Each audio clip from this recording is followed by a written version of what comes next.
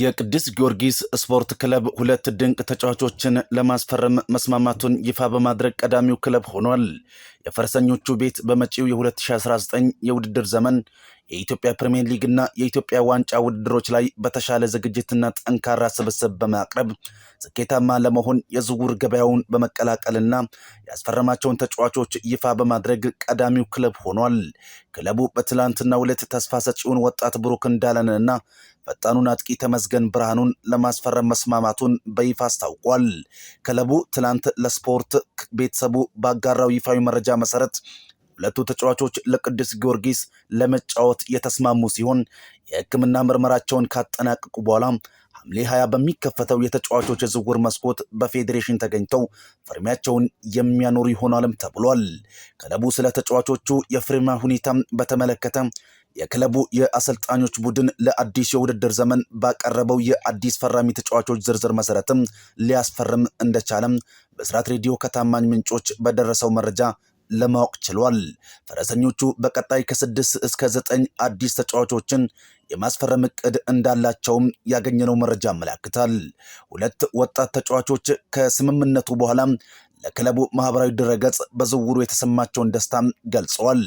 በኢትዮጵያ ፕሪሚየር ሊግ በሚያሳየው ድንቅ ብቃት ዘንድሮ ስሙን በጉልህ ማስጠራት የቻለውና ለመጀመሪያ ጊዜ ለብሔራዊ ቡድኑ የተጠራው ወጣቱ ብሩክ እንዳለ ደስታውን እንዲህ ሲልም ገልጿል።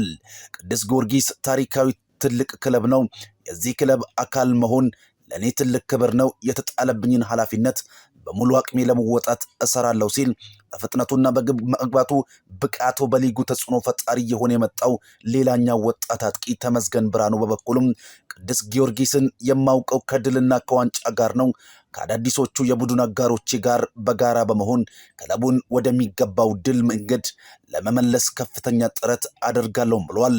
የቅዱስ ጊዮርጊስ የቦርድ ፕሬዝዳንት አቶ ነሲቡ ጫኮም በበኩላቸው ክለቡን ወደ ቀደመ ክብሩና ስኬቱ ለመመለስ በሜዳ ላይም ሆነ ከሜዳ ውጪ የሚከናወኑ ስልታዊ ስራዎችን በተጠናከረ ሁኔታ ይቀጥላልም ብሏል። አቶ ነሲቡ አክለውም እንደተናገሩት ሁለቱ ወጣት ተጫዋቾች የክለቡ የረጅም ጊዜ የቡድኑ ግንባታ እቅድ አካል በመሆናቸው መፈረማቸውን የገለጹት ፕሬዝዳንቱ በቀጣይ ጊዜያትም ሌሎች የቡድን ማጠናከሪያ የዝውውር ስራዎችን እንደሚሰሩና እንደሚያሳውቁም ተናግሯል። ቅዱስ ጊዮርጊስ በመጪው የውድድር ዘመን በሁሉም ውድድሮች ዋንጫዎችን የማንሳት እቅድ እንዳለውም ይፋ አድርጓል። ቅዱስ ጊዮርጊስ አሁንም በተጫዋቾች ዝውውር ገበያውን ቢቀላቀልም የቡድኑ ቀጣይ ዋና አሰልጣኝ ማን ነው የሚለው ግን ገና አለየም። እናም የአሰልጣኙን ጉዳይ ይፋ ሳያደርግ የተጫዋቾችን ማስቀደሙ አነጋጋሪ ሆኗል። በአሁኑ ወቅትም ዋና አሰልጣኙ ፋሲል ተካልኝ ውሉን ጨርሷል። ውሉንም አላራዘመም። አሰልጣኝ ሚቾም ካሁን ቀደም ቅዱስ ጊዮርጊስ የማሰልጠን ሐሳብ እንደሌላቸውና ወደ ሌላ ሀገር ለመሄድ በሂደት ላይ እንደሚገኙ ቢገለጽም እስካሁን የጨረሱት ምንም ነገር የለም። ስለዚህ ቀጣዩ አሰልጣኝ ማን ይሆናል? ፋሲል ወይስ ሚቾ የሚለው አልታወቀም።